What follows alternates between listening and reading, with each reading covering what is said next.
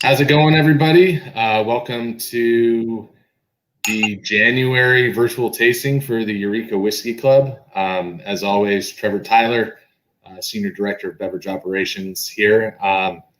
Today, I am honored to be joined by Brendan Coyle. You may recognize him from Downton Abbey.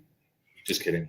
There's an actor named Brendan, I'm sure you're aware. Brendan Coyle is the Master Distiller and Vice President of Constellation Brands, and also the Master Distiller of High West, which is the featured whiskey this month for the Eureka Whiskey Club. So thank you, Brendan, for joining us. And maybe you just want to tell us a little bit about yourself. Absolutely. Great to be here. Yeah, thanks so much. Just kind of the quick backstory on me is, I joined up with High West Distillery, kind of one of the founding managing members, I could say, back in 2007, 2008. And we built up High West Distillery over the past decade plus to be kind of unique, innovative, both distiller and blender producer in the whiskey world. It's been a fun ride. We had a great time doing it. And yeah. So High West has been around since what, 2007 is when you guys started? Yeah, the first bottling batch came out basically like January 2008, pretty much. And that was Rendezvous. Oh, nice. That was the first whiskey that High West ever made, was Rendezvous? First thing we ever, blended and put out the door. Nice. So talking about like the early beginnings of High West, like how it got started, I know that there's a big influence on, the Ski 2 distillery. Did it start that way? I mean, how did, talk to me about the humble beginnings of High West. Sure, absolutely. So High West actually started basically in a warehouse in Salt Lake City. That was the actual beginnings of High West. And it was always the plan to find a place up in Park City and kind of move the distillery home base up to Park City. Right now, modern day, we have a pretty predominant food and beverage program that goes along with the distillery. So you come in and get a meal, come into a full-scale bar, and sit down and have a good time with friends. That wasn't I heard it's super easy to get into, by the way, from pre-COVID at least, right? Yeah, pre-COVID, yeah. It can be a little challenging sometimes. We have a waiting list. Always. But it was kind of always the plan to move it up to Park City, but that food and beverage component wasn't necessarily always the plan. While we were looking for a production site up in Park City, the city, Park City, was selling a couple pieces of property right in downtown Park City, like literally right across from the chairlift. You could literally clip out of your skis, walk across the street into the distillery. And we just thought, man, that's just too perfect, And so we kind of expanded the program. We raised some more money, found some more investors, and we put together this saloon distillery concept. So it was basically a micro distillery wrapped around by this beautiful saloon restaurant and a full scale, a jam and bar right slope side there. So that's kind of the beginnings of it. We still have our place down in Salt Lake City. It's really a barrel maturation warehouse now. It's pretty much what we do there primarily. It's just aged whiskey for the most part. And then since then, about 2015, we officially opened a very large production facility just about 15 minutes outside of Park City. And that's kind of like the big production site for High West now. We still have the saloon distillery in Park City, Old Town, that we run. It's open every day. The distillery runs about 5 or 6 days a week. But most of the production and all of the blending and bottling now happens at the larger facility just outside of town. Awesome. So really quick, I just want to mention that, we do have a lot of new members this month. So if this is your first time to one of our virtual tastings as a new Whiskey Club member, welcome. Usually this is more just kind of an organic conversation between Brendan and I, and we'll do some whiskey tasting. We'll make the cocktail. We'll, just chat and kind of geek out about whiskey. There will be a Q&A section at the end. So feel free to ask questions anytime during the chat. I can see all the questions, and if it's pertinent to something we're talking about in the moment, we can bring it up then. But if not, we'll try to get as many questions as possible. So just really quickly wanted to say thank you to all our new members, and welcome. And we are very happy to have you. So we just talked about some of the history of High West and how it got started. Tell me a little about your history. What sparked the passion for distilling? I understand you do have your Master of Sciences in Brewing and Distilling from Harriet Watt out of Edinburgh. It's Edinburgh, right? Edinburgh. Sorry, my Scottish accent is terrible. I want to attempt to do one. My Scottish ancestors would be horrified by my impression. But so you went to Harriet Watt in Edinburgh, Scotland. What led you there? What started the passion for distilling and brewing? I actually started my life in the brewing industry as opposed to the distilling industry, but they're so closely related. You see a lot of people go back and forth throughout their careers, it seems. I really just started as an apprentice brewer at a small brewing company in Salt Lake City while I was in the middle of my undergraduate at the University of Utah. And to be honest, one day, back up a few more years than that, one day a neighbor knocked on my door and he had a homebrew kit. And he said, "Hey, I'm moving away. You ever thought about homebrewing? Do you want a homebrew?" And I was like, "Well, I never really thought about it, but sure, I'll give it a shot." And so I took his homebrew kit while he was moving away. And I started whipping up batches in the kitchen, got really into it, started doing my own readings, batch after batch. Next thing I knew, I was just spending all my free time and money homebrewing, and I decided to get serious about it. Landed an apprentice brewing position with a small brewery in Salt Lake City. And then postgraduate, I left. I went to Scotland. I did my master's in brewing distilling sciences over there. Came back. I consulted a little bit here and there, but very quickly met the founder of High West. And he asked me to join, as a managing partner from day one, master distiller. And we built it ever since from there, and people probably know that we eventually sold High West to Constellation Brands in 2016, I believe it was.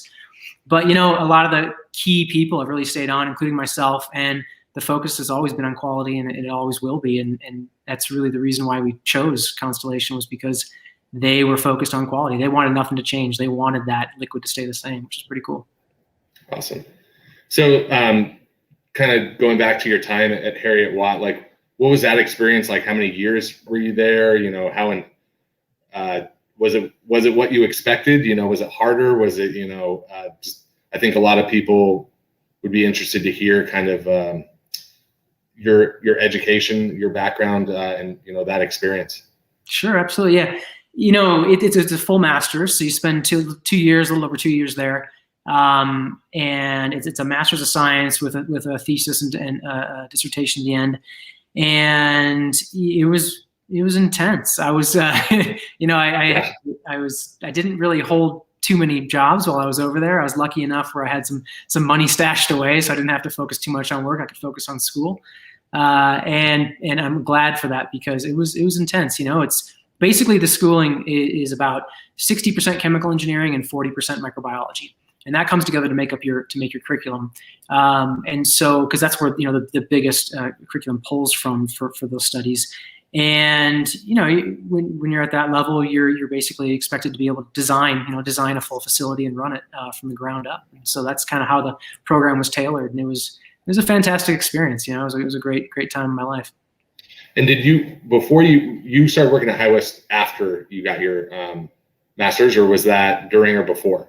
That was after. Yeah, I finished up in country. I came back and I spent about 4 or 6 months or so. I was doing a project for the previous brewing company I worked for, an expansion engineering design kind of project for a new brewery they were putting together just outside of town. And then, the Utah brewing community is very small. Everyone kind of knows each other, right? And there's a Utah distilling community now. There wasn't really back then, but there is now. And it's pretty small. It's pretty tight. We all know one another. And so just kind of word got around. The founder wanted to locate the distillery in Utah because he loved the state. He loved vacationing there, and he really wanted to settle down there. And, he just got talking to the brewing industry, and they said, well, if you want to put this together, you got to call Brendan, because he's just got back recently from his master's degree, and he could definitely help you out. And so, we just kind of hit it off. He had a great plan. I enjoy building things from the ground up. That's kind of my passion. I like to really, just build things, from the ground up. And so, it just really fit really well. It's been a great time. Awesome.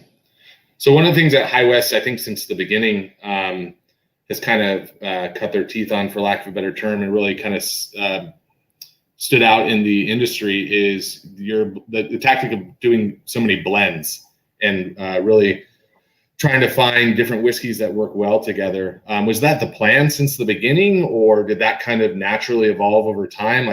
Was that something you were pretty passionate about and brought to the table, or pretty much why why is that such a big component of the High West distilling program? Yeah, I'd say it quickly evolved from the beginning. You know, we got there pretty fast. It wasn't like a day one kind of plan, but we got there pretty fast. The reason being is, you know, when you start a distillery, especially an aged spirits distillery or whiskey distillery, you're basically taking fistfuls of cash and you're shoving it inside barrels, and you're just like forgetting about it for like 2, 3, 4, 5, 6 years. And at the same time, while you forgot about it, it's also evaporating away, you know, and so you get to lose money at the same time. So it's heavily cash intensive, capital intensive at the startup. And so you have to think about how you're going to pay the bills and make money in the beginning. And so we kind of quickly got to that idea to say, look, why don't we acquire spirits from around the country, around the world, do our own blends, which is kind of a nod towards the cognac industry actually in France, because they're famous for doing very kind of eccentric, maybe not eccentric, but very tall blends, you know, going very across a wide variety of ages and products. And so it was kind of a nod towards the cognac industry doing those kind of tall blends. And we thought, well, you know, we're going to put together a distillery, we're going to produce whiskey, and we're going to produce whiskey that we can't source in the country or in the world. Different flavor profiles that are going to be advantageous to us in the blending process. And then we'll kind of like morph onto those, and we'll incorporate those own make whiskeys into our blends. It's going to drive complexity, drive diversity, and ultimately lead to new product development. And that's kind of how it started, you know, and we crossed that milestone of bringing our own whiskeys, our own in-house whiskeys into our blends. Boy, that was probably about 4 years ago now, I guess. 4 years ago. I guess we were maybe 3 years ago. And now it's in, you know, most of our rye whiskeys. We don't have any, our bourbon is still in maturation. We started our bourbon program late because we were so busy making rye whiskey. But we'll have a bourbon coming into the American Prairie Bourbon blend in some time as well. And so, yeah, we kind of got to that plan pretty quick on the onset of the business. Were you met with any like aversion to that at first? You know, I think a lot of people, you know, focused on age statements on whiskeys, and you guys blending a 6-year with a 2-year, you really can't put an age statement on that unless you wanted to call it a 2-year. And having something like Boo Rye, where it's a combination of bourbon and rye, and was there any like pushback or, you know, I guess what's the word I'm looking for, like consumer education that was challenging to get people to kind of accept that and really grow to be excited about these new blends versus just saying, you know, focusing on age statement or being a true bourbon or being a true rye? Like what was the kind of market like, and was there any pushback?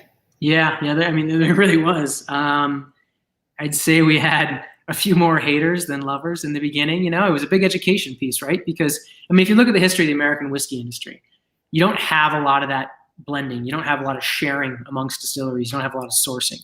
You know, you have mostly distilleries that had 1 or 2, maybe 3 mash bills for the most part, you know, when you look back 150 years ago or so, and they produced it, and they might have blended a little bit, but it's pretty much like once it hits a 4-year-old or once it hits a 5 or 6-year-old, you know, it's time to bottle for the most part. That's kind of the majority of the industry over time.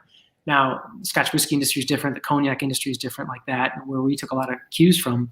So when we came into it in, like, you know, in 2008, and we're trying to promote the blend, you know, and promote and say, look, older's not better. Age statements aren't the only thing that you look for in whiskeys. You look for complexity and balance and all these different things. It was a little bit of an uphill battle. It was a tough road there for 3-4 years or so. But, you know, I think when I really noticed it coming around was, I'd say 2010, probably, like into 11, let's just say, definitely in 2012, because I'd go to these shows every year and everything, you know, Whiskeys of the World and Whiskey Fest and everything. And you start to see the questions getting more educated. You know, the questions are becoming more educated about more methods, not just like how old are you? You know, how old is the whiskey? That kind of thing. Yeah. And so I started to notice that transition happen, and that's when we kind of really turned that corner. Was I'd say 2011, you know, 2012, when you started to have more lovers than haters, and people really understanding and appreciate what you're doing. You know, and it's not just about the number on the bottle. So it was an uphill battle for sure. Yeah, and I think now, I mean, nowadays people get super excited to see what you guys come out with and the new experimenting and blending, and that's interesting to hear that you know, there was pushback at the beginning, because which is understandable, you know, it makes sense, but it's good to see that people have turned around and are accepting new things. Mm-hmm. It's always exciting in the industry. So I know you've been at High West since the beginning. Obviously you have a passion for distilling and a passion for the industry outside of, the blending tactics. And I guess like what's kept you at High West, so long, like what's the, you've been there over a decade, and I'm sure that you have a lot of personal and financial investments in the company, but like what do you think sets High West apart from the rest, and why have you continued to work there? Well, innovation's always been a really big thing on our plate, for sure. There's so much more innovation in the warehouse or in the works that people aren't aware of, that hasn't come to see the light of day yet. And so we spend a lot of time, effort, and money on innovation. Whether it's different mash bills, that's easy. Different yeast strains, we do a lot of different work on different yeast strains in our fermentations. I'm a big yeast nut. Basically, I think that it arguably contributes a significant portion of the flavor profile to that whiskey that's coming out, and so we focus on that a lot. And we've always kind of been good at I think staying on that forefront of kind of new ideas and blending production and innovation. And so as long as we continue to do that, and as long as we continue to have such a great team that works on the brand and with the distillery, that's all about that as well. It's fun, that's where the fun is in the industry right now. We're in such a great time in the American whiskey industry. It's just everything's exploding. Everybody's trying different things and doing different things, and some of it works and some of it doesn't. But it's a great, crazy time right now where the market is just growing leaps and bounds. So to be a part of it right now with a company, like High West, that's focused on pushing new boundaries and focusing on innovation, I think it's been a lot of fun. Yeah. Speaking of the recent events, how is the question I think that's on everyone's mind is what effect has the pandemic had on High West? What tactics have you guys used to really keep the interest and keep the boat a-rowing, for lack of a better term? And what do you see the future of the whiskey industry in general, like after this pandemic is over? Like, do you see a boom? Do you see people's palates shifting to places outside of whiskey? Or I'm curious on what your thoughts are post-pandemic. Yeah, sure.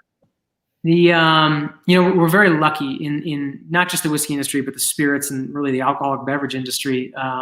Because even though all the on-premise or most of the on-premise like shut down so much and still heavily affected right now, people drank more. And so we've been busier than ever. I mean, it's crazy. We have been. Do you see that going down at all? Like after the pandemic's over, you think people will, obviously I don't think my drinking habits will change, but do you anticipate anything happening, as far as whiskey sales going down or anything? I think that short answer is no. I mean, I don't think it's just you're not gonna see like this impending cliff. It's not gonna all of a sudden go back to what it was before. I think we're gonna have probably an ease off, but we're still gonna retain most of the volume. I think that we've garnished over the past, and a lot of the distilleries and companies out there will retain a lot of that volume that they've had throughout the pandemic. I think that the turn on to the on-premise when the bars and restaurants really fully open back up, I think it's going to be kind of a slow return a little bit. I think people are going to have, their own personal comfort zone. It's going to take a little while maybe to get back to what it was, probably at least a year, if not more, once things like really open up and the vaccine's all out and everything. Yeah. And again, through the pandemic, as far as the distilled spirits industry, we're pretty lucky because a relatively few amount of people operate relatively large, processes. So we can have our social distancing, and we can still operate the distillery pretty safely through the pandemic. And so we haven't shut down. We've really only increased, in our operations over the pandemic. But no, I think that we've got a pretty, relatively sustained palette for American whiskeys back. Global whiskeys, is back, and I don't see it really changing too drastically anytime soon. Neither do I, but I think people want to hear that, and I tell people all the time, I don't think anything's going to change. People are going to, at least from the bar and restaurant space, and I can probably imagine in Park City at the saloon as well. Post pandemic, everyone talks about, roaring 20s. I think people are eager to get back out, and people will always want to drink, but I think people are going to be even more eager to drink in social settings. So I think we're all looking forward to that. So we're going to make a cocktail now. This is the featured cocktail of the month, which is called our Sundance Days. I'm just going to start. So hopefully if you were able to assemble some ingredients. I think Brendan's just going to be drinking some whiskey with us. Unfortunately, while we do this. I couldn't assemble the ingredients this afternoon. You're good. You're good. But I'll sip on some lovely whiskey with you. I can be the peanut gallery over here while you concoct. Nice. So we're just going to take our sugar cube. I have a Demerara sugar cube. These should have been included in the baskets that you got. Apologize if there's a little bit of background noise right now.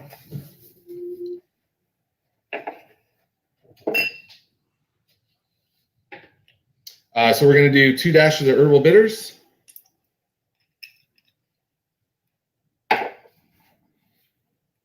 And we're going to just muddle that up. I've already pre-zested just a lemon zest. Going to add that in, lightly muddle that. All right, I'm going to take, if you have triple sec at home, this is fine, or any orange liqueur. I'm just using some Curacao, using our lovely High West jiggers that came with your baskets. Nice. Half an ounce. I have my Amontillado sherry that I got fancy, and I infused it with some shiitake mushrooms, but your regular Amontillado will do just fine. So we're going to do 3/4 ounce of sherry. And this is optional. Some people may think this is weird, but I'm going to do just a couple drops of soy sauce.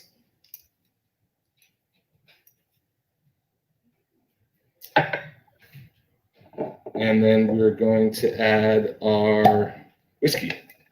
We have 2 ounces of the Eureka barrel pick double rye, finished in Amontillado sherry barrels for 8 months. Add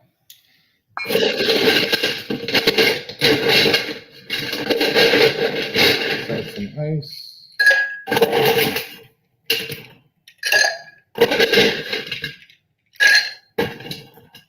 And then everyone should have their High West spoons. These are just super badass in my opinion. I love a good cocktail spoon. And we're just going to stir for about 30 revolutions.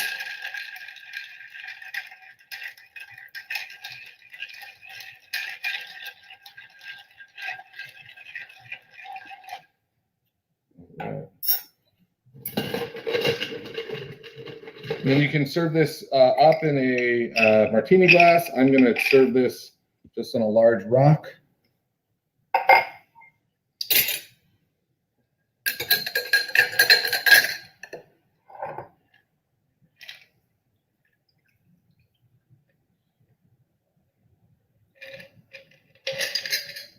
And just garnish with a lemon zest.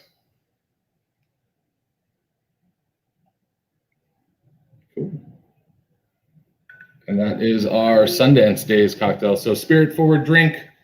Really wanted to get the sherry in there. And hope you guys like it. See, what kind of soy sauce comes with an eyedropper? That would be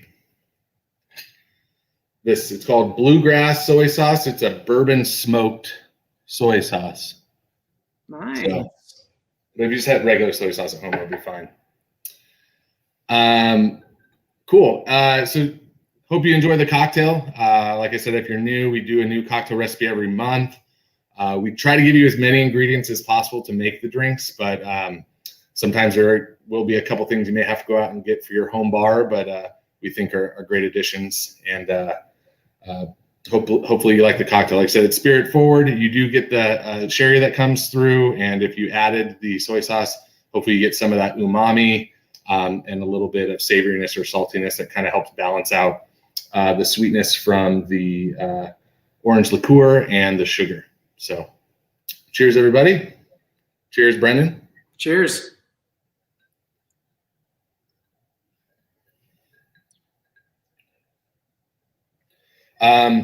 So speaking of cocktails, you guys have a cool kind of program that you just launched for some, would you call them, I mean, I wouldn't call them like ready to drink RTDs. That word. Yeah, sorry. I wouldn't call them that, but they're talk to me a little bit about it's you have like I know you've had the 36th vote in the past, the barrel aged Manhattan. Talk to me about the new line of these cocktails that you have ready to go. Absolutely. We call them barrel finished cocktails. And basically, and those familiar with High West and what we've done in the past, as mentioned, you probably remember the 36th vote. And that was our first kind of entry into barrel finished cocktails. And it's a long time ago that we released that. And it was kind of slow and steady, and we really liked it. And we decided, with the emerging trends or developing trends, I guess you can say, of these ready to drink cocktails or ready to drink spirits, we wanted to take the high end play on that, right? And so we thought there was an opportunity to take the 36 vote, do a little bit of a reblend, reinvention, go national with it, and really pump it up, and also come out with a pair, old fashioned here. That's a barrel finished old fashioned cocktail. And then we have our barrel finished Manhattan cocktail right there. That's badass. And what it is basically is we source the highest ingredients we can. We basically want to mix a bar quality cocktail. We're not taking any shortcuts. You'll notice they're a little bit on the pricey side, but there's good reason for that because of the ingredients that goes into it, the time and attention. And we take that cocktail, we mix it up in the distillery in a big batch, and then we lay it down in barrels for an additional 90 days, roughly, usually 90 to 120 days. We don't really go any longer than that because we haven't really seen much benefit to it.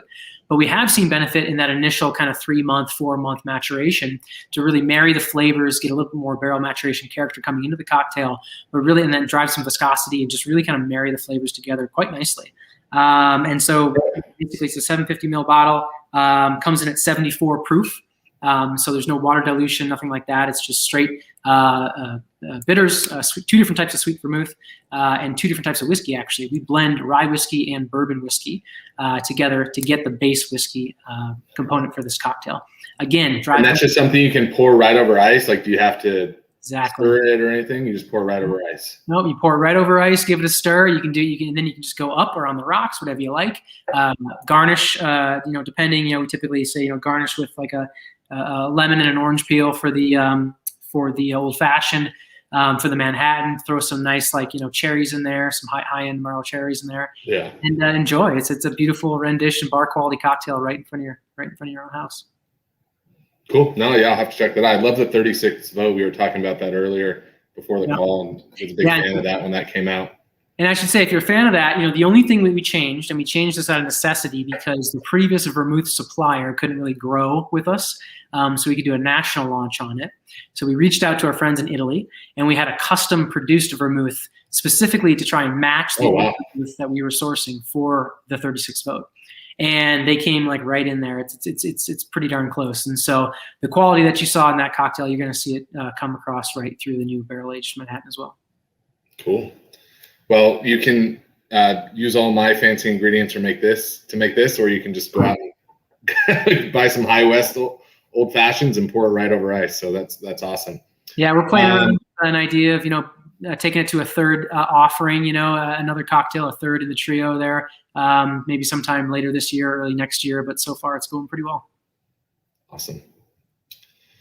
So let's talk about the double rye itself. So before I know. Our barrel pick, we selected barrels that were finished in the Amontillado sherry barrels. But let's talk about double rye just as the base whiskey, and then how do you guys come up? After we talk about that, I'd love to know how you select your finishing barrels. You know, I know that you finished in Midwinter's Night Dram and some other barrels as well. Like, just talk me through that process. But yeah, let's talk about the base spirit first, the double rye. Sure. Tell us a little bit about that. So when we put together the double rye, really the main focus we wanted to get across was the lovely spice and botanical character you get from a nice young rye whiskey. And notice I said young, because that's really important. The longer you age rye whiskey, the more caramels and vanillas you pull in from that barrel, the more barrel sugars come in. Not that that's a bad thing, but it offers kind of competition to that really lovely spice botanical profile you get from high quality rye whiskey. And when I say spice, I don't mean heat. I mean cloves, cinnamon, nutmeg.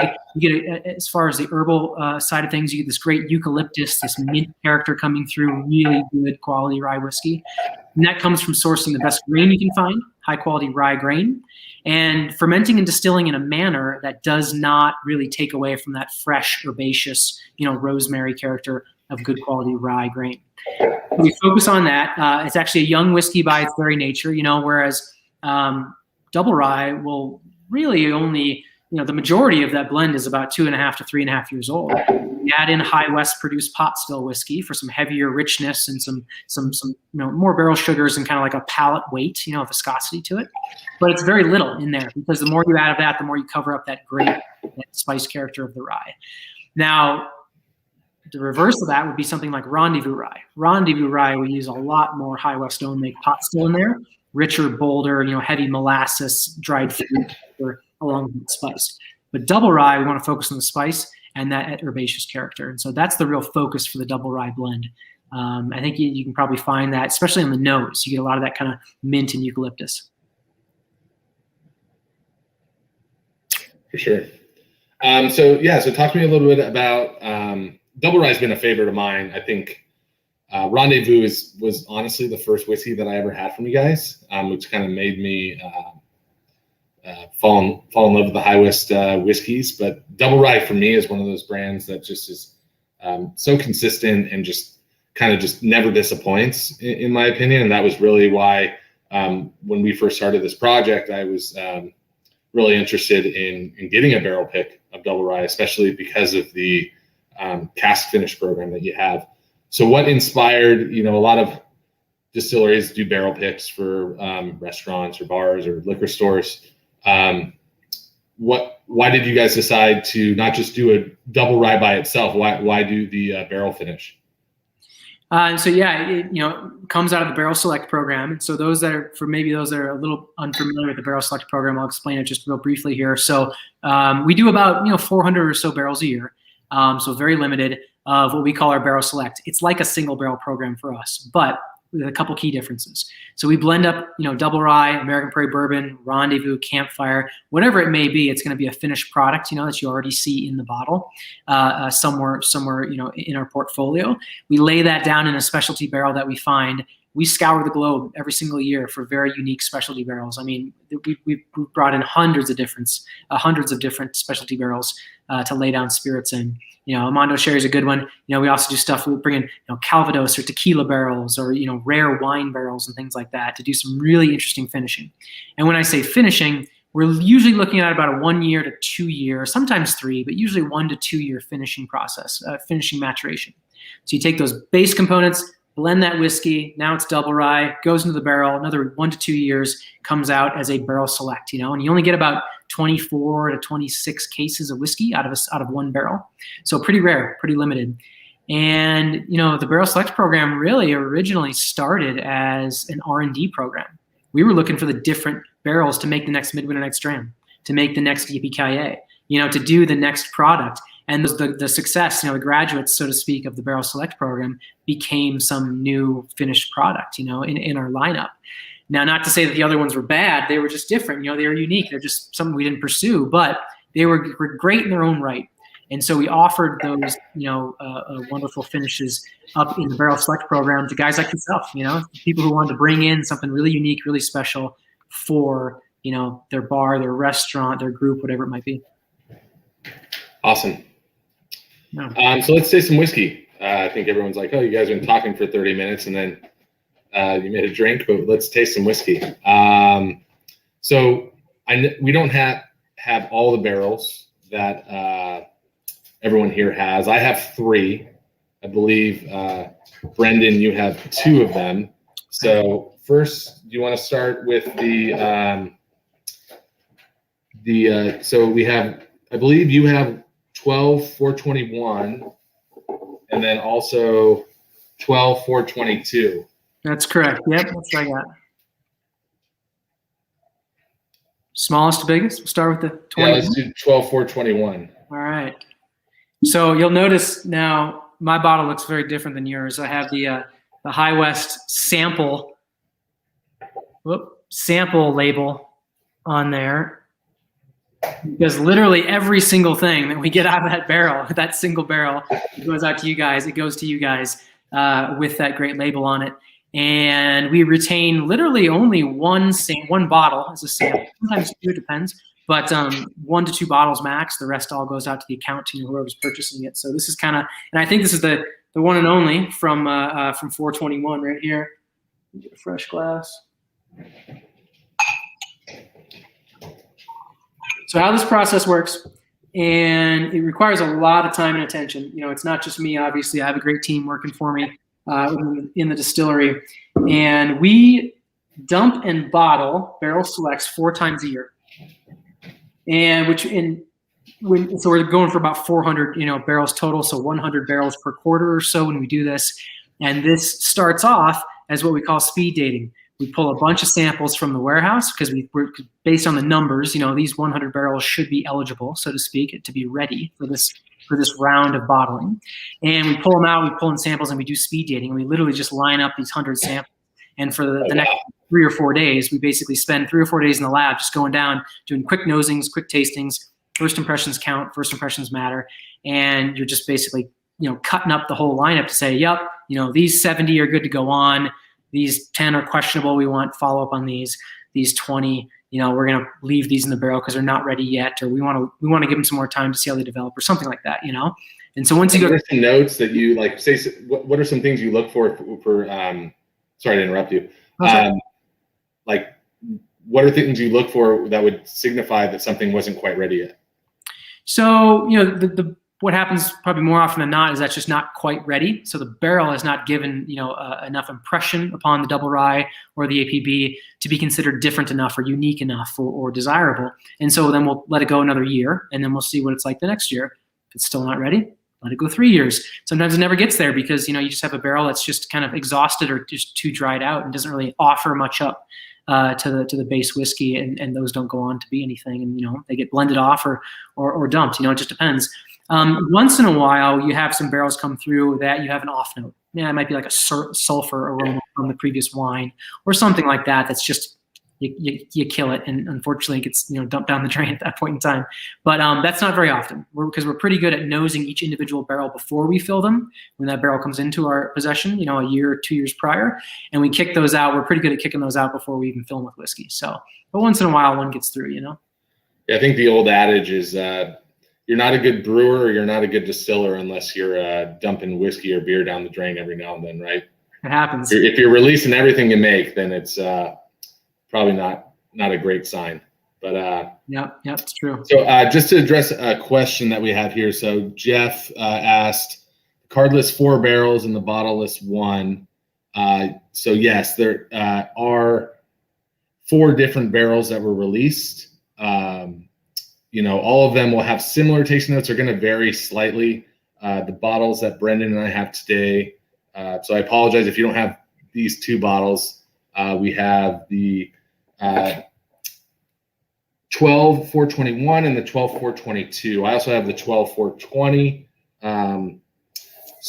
But they're gonna vary slightly, but pretty much what we're talking about during the tasting, you should pick up some notes. Mm-hmm. So Brendan, I'll let you start with the 421 if you want to. Maybe let's start with the nose, and you can. I believe you had already mentioned some rosemary or eucalyptus on the nose. Yeah, and so with barrel selects like this, again, it's important to not let the barrel go too far, because you don't want to eclipse those nice spice and herbaceous notes that the rye whiskey provides. And I think this showcases it nicely because, with the sherry barrel, you get that wonderful like brandied cherries type aroma on the nose. And to mix that in with that kind of rosemary spice characteristic and that clove characteristic, I mean, it's very wintry. It's very kind of holiday-esque in a way. But I love that kind of brandied, cherried nose that the sherry barrel imparts upon that spice overlay from the double rye. Yeah, I get a big note of, even on the palate, just the biggest spice to me that stands out is cinnamon. And then on the finish, I'm getting just from the rye characteristic, I'm very susceptible to dill. Like I always pick that up, especially in rye. So getting that as well. But I agree with you on the influence of the sherry barrel, and that kind of brandy cherry note is really delicious. So for the finish, what would you say? You think it's? I'd probably say it has a pretty long finish, in my opinion. Yeah, it's got that kind of that spice box, kind of a Christmas cake, date cake kind of finish. It's really nice. It's very like there's some nice viscosity that came with that barrel as well.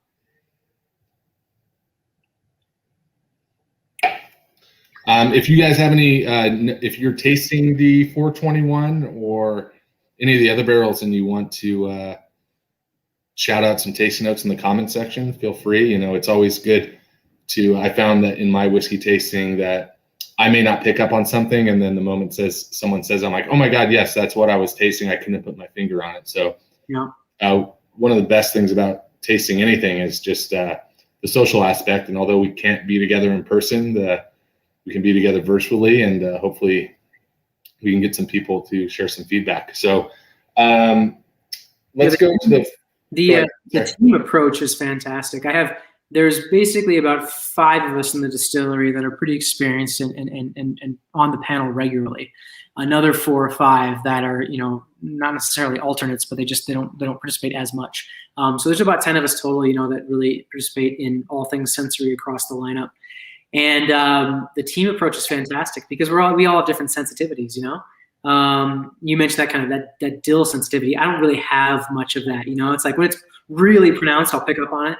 But if it's subtle or medium, like it's not something I focus on too much. And so to have that team-based approach where everyone's kind of got the things they focus on more or less is pretty fun, actually. We get some very interesting tasting notes that come out from some of these tastings. Like well, I'll just totally go off on a tangent here for a second. We were in the lab. Oh, yeah, please do. And we were doing the Boo Rye, right? We were putting together this year's Boo Rye release, which released today, I believe. Yeah, it hit the shelves today. And I don't want to, like, I'm not trying to take anything away from Boo Rye, you know, by putting this flavor profile on it. But one thing that I noticed was I was like, God, you know, I've tasted that before. What is that? Butterfinger filling. And so on the computer real quick, I'm like, what the hell is Butterfinger filling? You know, it's like, I haven't had a Butterfinger in 6 years, but like, I know what that smells like, you know? And so I get on my computer and I start looking in there and I'm like, what the hell is this stuff? And it's like a hard candy they mix with peanut butter and then they bake it at like 300 degrees to crispen it up, you know, because it has that crunch and that snap to it. So it was kind of like this kind of like peanut buttery kind of hard candy like characteristic on the nose that I was getting in the Boo Rye, and I loved it. It was fantastic, you know. It's like it just added to the overall complexity, and so it's just an example of how things just kind of pop into your head, like it's from your childhood or it's from 10 years ago or whatever, and you're like, "Yep, that's it." And when that happens, blurt it out. You got to blurt it out.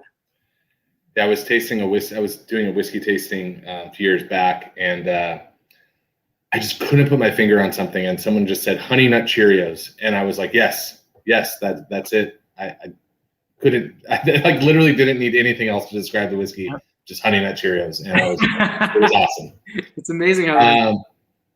Yeah, but and then there's the flip side of it too, though. I mean, I have things that I pick up that I love, but also things that I pick up, like notes that I pick up that I'm just like have a very strong aversion to. Sure. My wife is pregnant right now, and she can talk to you about smell and food aversions for days. But like in brewing, when you have like a diacetyl infection and there's like a very strong, like I can pick up on buttered popcorn like pretty right away, and it like really people be like, I'm super sensitive to diacetyl. Yep.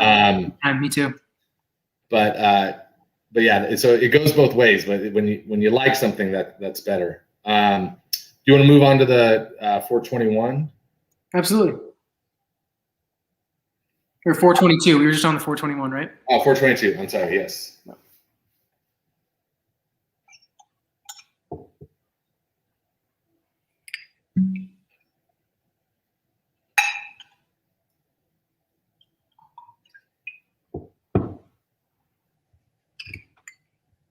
Gotta give this is the barrels of subtleties, you know. It's basically the same barrel, you know, like different types. So you gotta like give yourself a little palate cleanse.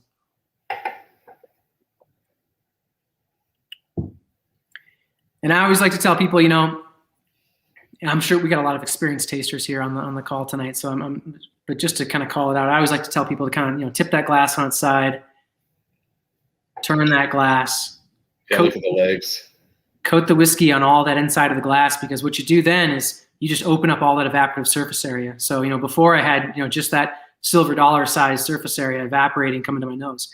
When I just coated all the inside of that glass, I tripled the surface area. So now I have triple the evaporative surface area of whiskey coming to my nose. So you get that full impression. So it gives you a really, you know, good way to get that full first impression of the whiskey when you bring it to your nose.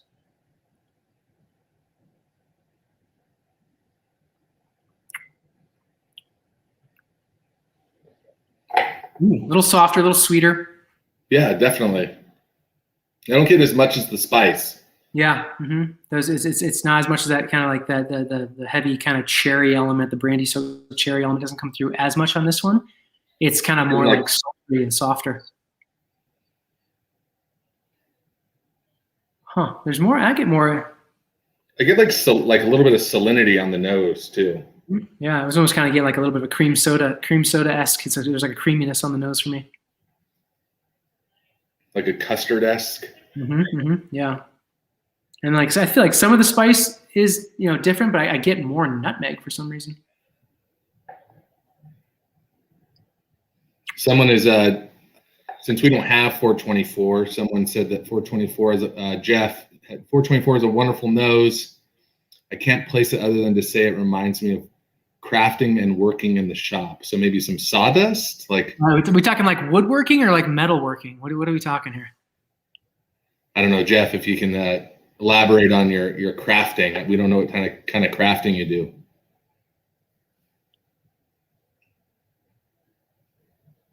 No, but I now I kind of get that on this one. I almost get like a fresh cut wood, like a green wood. A little more bright resinous kind of wood character. Yeah. Yeah, it's interesting because when we receive those barrels in the distillery, it totally depends on where they're coming from, you know, whether they're just kind of dripping wet and they were just dumped, you know, if they're sherry or whatever it might be, whether they're on the drier side, are they a first fill, second fill, third fill, you know, how heavy is the tannin load going to be? They all come to us very different. So it's kind of cool to see the differences, you know, a year and a half later. Jeff says he does it all. He does it all. He is the man of men. It's my favorite answer. I do it all.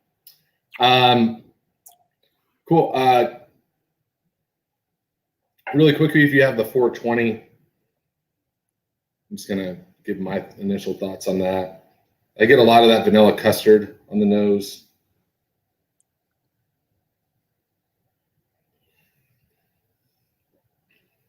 Ooh. To me, that the 420 is actually probably the most viscous of the three. The mouthfeel is a little bit heavier than the lightest one was the 422, but this one I get a lot more viscosity. I'm getting like toasted marshmallow.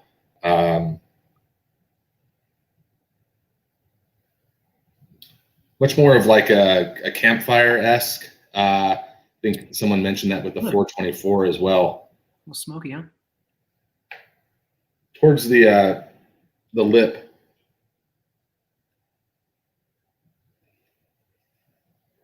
But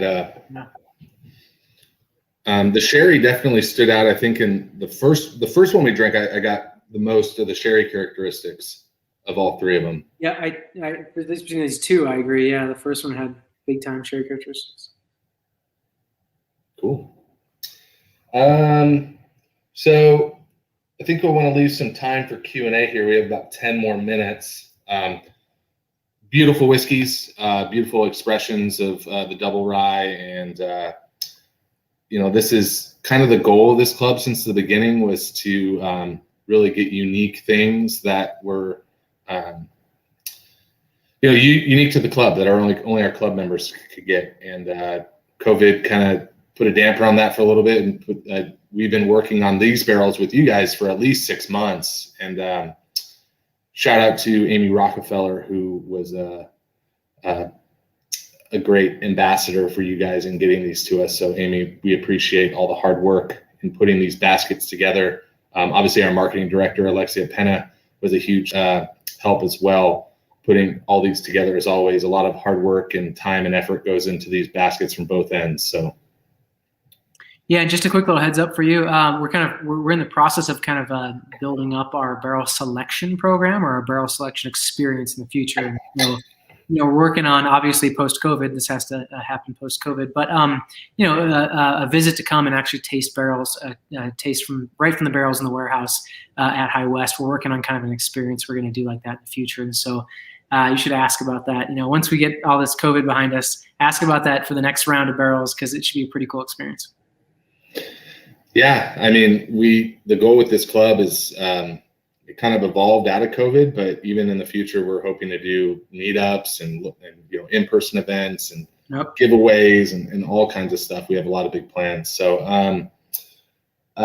one question that I know I see it in the comment section. It was on my list of questions. So I'll ask this question, then I'll go to the other comments.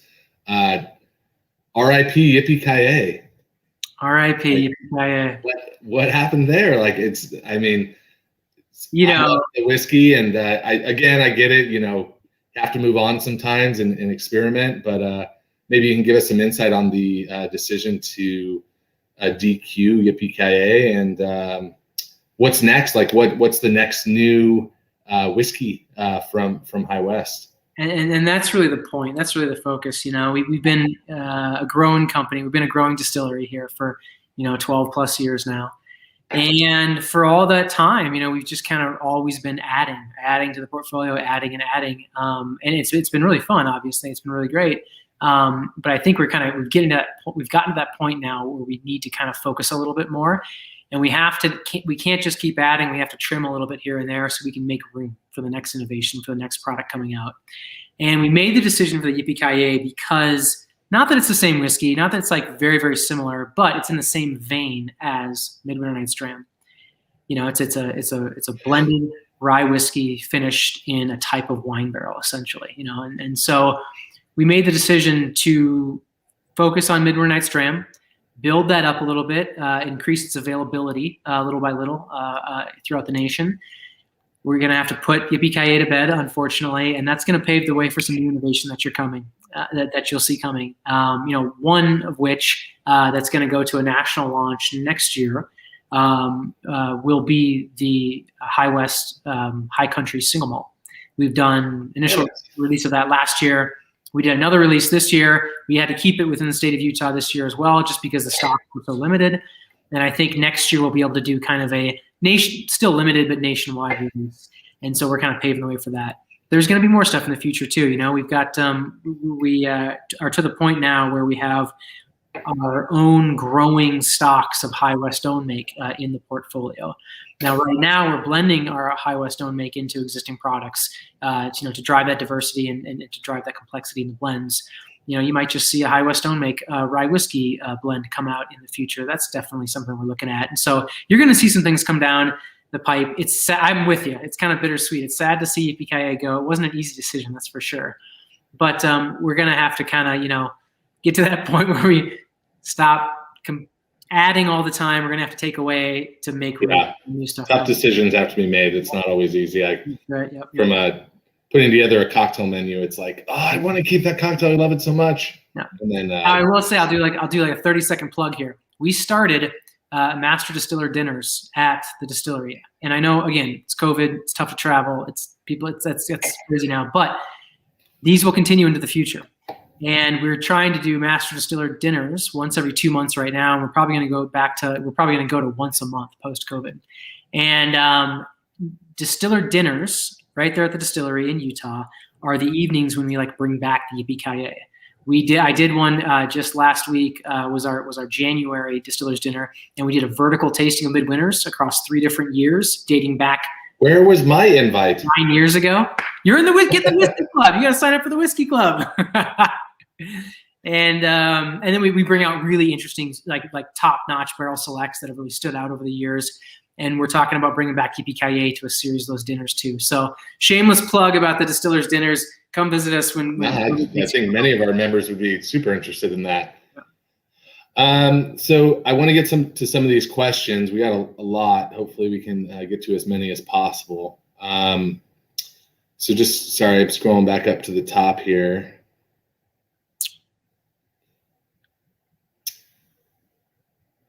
Danielle, you know I always like to use the words smooth and delicious. Those are my 2 favorite words.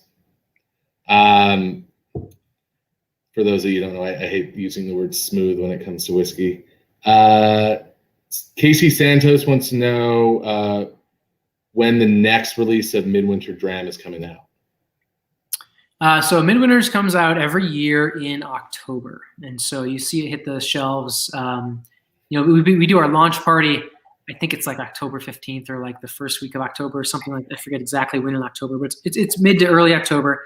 And so then you usually see it hit your market like 3 to 5 weeks later, so let's just say November, mid to late November, early December is when you'll probably see it like throughout the markets throughout the country. It's the same time every year, basically. We don't change that. And we're trying to increase the stocks each year. I think we're somewhere around 5,000 cases now or something like that. So, but yeah, every year in October, it sells out quick. So, most markets, only get a case if they're lucky. If not, they get half a case or something. So it does sell out quick. But I would encourage everyone to join the Whiskey Club, High West Whiskey Club. And that's where you get those updates of releases and things like that. So you can keep up on it. Cool. Gary Malberg wants to know what your favorite bottle is to make. I'm assuming I don't know if he actually means the label but what's your favorite whiskey to make at High West? Or it's like asking you who your favorite child is. Yeah, it's a tough one. It's like, what day of the week is it? What time of the year is it? Yeah. I find myself often drifting in a question like this. I find myself drifting towards Campfire. Because Campfire is one of our unique blends that we do.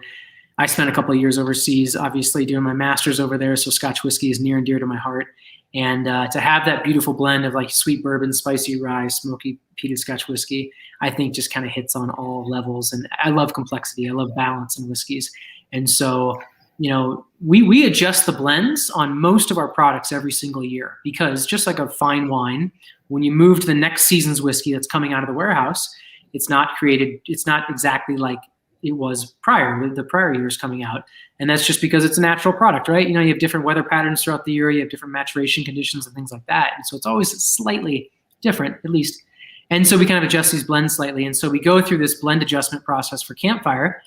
And, the interesting thing about Campfire is that peated Scotch whiskey element is so impactful that we literally move that percentage in the blend plus or minus 0.1%, 0.2 higher, 1/10 lower. And that makes all the difference in the world when we're finding that balance. It's amazing. And so that one's pretty fun because it's all about the delicacy, That's great. That's interesting. Yeah.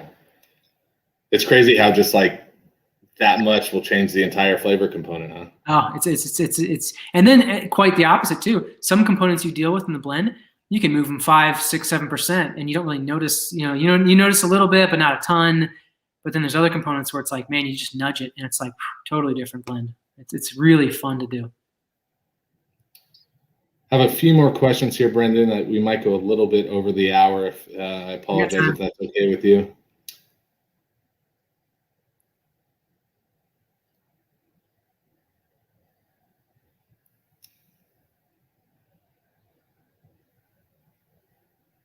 Sorry, I'm just trying to scroll through here.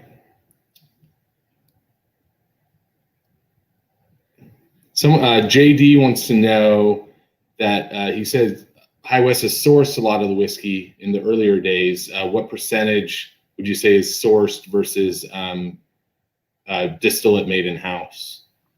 So yeah, and I get this question a lot, because it's a little bit, we operate differently than most distilleries, and we're actually quite very open and transparent with that too. So when we first started, obviously we were sourcing everything, or everything at that point in time you saw in your blend, in that bottle you purchased off the shelf, was sourced whiskey. Now we were producing from day one. I think I did the first batch of whiskey in the High West warehouse in Salt Lake City. It was like February of 2008 or something like that. It was a long time ago. So we've been producing for a long time. What you're picking up off the shelf now of the Double Ryes, the Rendezvous that are on the shelf right now, most all the rye whiskey has High West own make in it as a component of the blend. Totally depends on what you're picking up. If it's Double Rye, it's very, very little. If it's Rendezvous, it's quite a bit. It's still below 50% because, again, remember how we do this in blending, right? You have column still whiskey and you have pot still whiskey. Column still whiskey tends to be more of a base component. It's more delicate by its nature for the most part. If it's like a middle to young age, it's more of a delicate whiskey. It doesn't have big, like pronounced, aggressive flavor profiles typically, depending on how you make it, of course. But usually we use majority column still whiskey. We don't distill on column stills at High West. We distill on pot stills. So we source all that column still whiskey from around the country and around the world. We're prolific users of like MGP spirit. We've sourced a number of other spirits, big distilleries you would know of in the past. We have contracts in place where, unfortunately, we're not allowed to talk about a lot of them. But I could rattle some names. Understandable. And you'd be like, "Oh yeah, of course, I drank that last night." It's big distilleries you're very well aware of. And so in a lot of these blends, we use that column still whiskey as a big base component, and then we'll use the pot still whiskey as an accent. So you're using sometimes very little of it, sometimes a medium amount of it, but it's very impactful to the flavor profile because it's pot still whiskey. It's intense, it's robust, its flavor profile is huge. And so across the entire portfolio, let's just say if you did a weighted average across the whole portfolio, there's probably only about 5 to 10% of High West own make in the bottles that are on the shelf right now.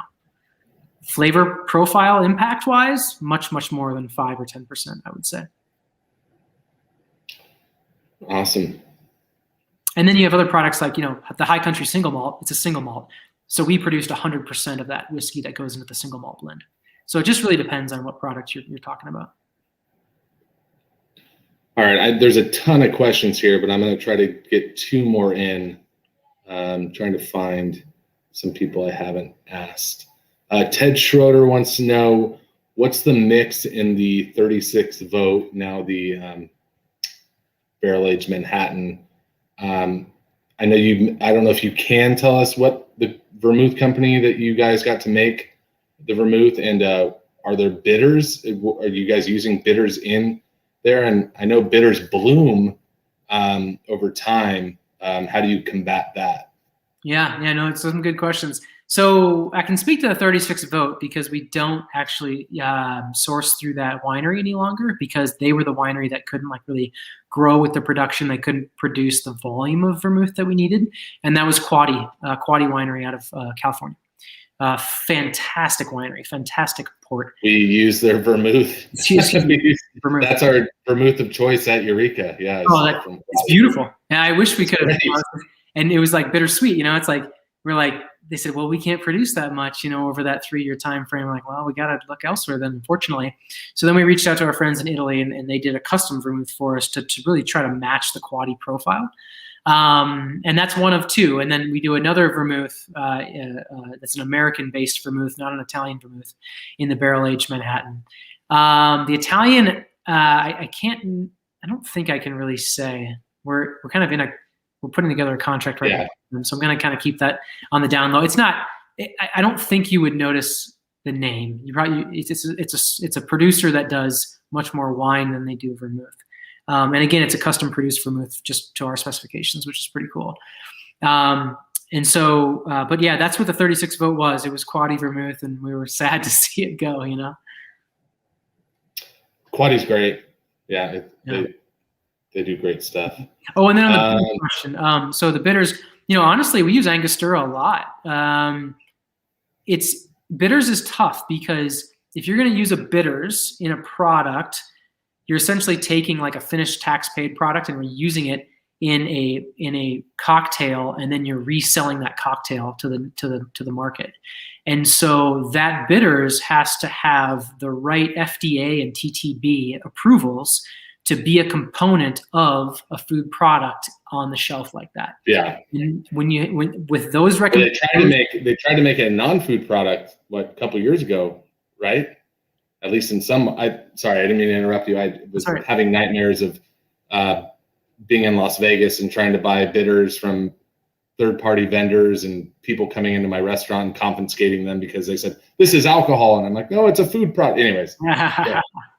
Yeah. So I mean, with that, with the documentation they have to have on pre-approved with the TTB and the FDA, that basically takes out 95% of the bitters in this country, to be quite honest, because they just it's a process and an expense that most bitters producers just don't have any interest in doing because it's a big deal. However, I mean, if you look at Angostura Standard and Orange Angostura, and if you do a blend of Orange and Standard Angostura, you can get to a pretty good place. Awesome. Well, we've gone about 6 minutes over our hour. I apologize if we didn't get to all of the questions that were asked. But Brendan, I genuinely thank you for coming on, and I know you're a busy guy, and I know it means a lot to me. I know it means a lot to our members to have such a distinguished guest. So thank you very much, and I hope that everyone can. All the comments where can I buy this? Where can I buy that?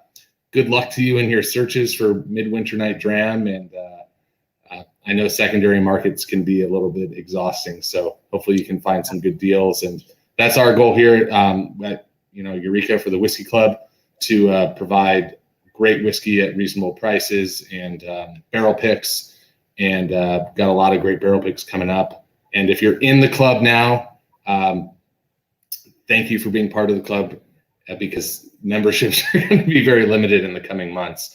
But super excited and happy to partner with you guys. Awesome. Well, thank you so much. I appreciate it. And on that kind of that last question, I'll just say that you can go onto highwest.com. We have a whiskey finder, Google map that you can go on, where to find High West whiskey on the website. And I would recommend, if you're looking for something a little more rare, like Midwinters or Boo Rye, look within a 20, 30, 40-mile radius or whatever your house, and call up a couple of the liquor stores that have the majority of our products, because it'll list on there what they have, what they have at each store. And the stores that have more SKUs are more likely to have, in the bigger stores, they're more likely to have Midwinters and stuff like that. And, give them a call and check it out. And I think the cool thing is that a lot of mom and pop stores, that the higher end places that specialize in higher end spirits, they're more than happy to put you on a waiting list or something like that. And they'll give you a call when it comes out next year or something like that. I think that a lot of people do that, which is pretty cool. All right. Well, thanks, Brendan. Till next time, everybody, have a good night, and look forward to seeing you next month. Cheers. Cheers.